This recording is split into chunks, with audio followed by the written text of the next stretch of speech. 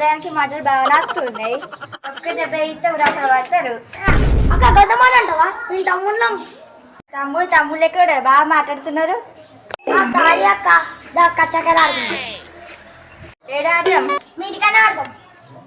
మా తమ్ముడు ఆడగా లేచింది అనుకో మొత్తంగా ఆడనియరు. డిసెంట్గా ఆడుకున్నాం పా. కచ్చికాయలు తెస్తారు మీ తాతకి చేస్తారా? మర్చిపోయినాం అక్క. మా ఆవు మా ఇంట్లో కూడా చేస్తా.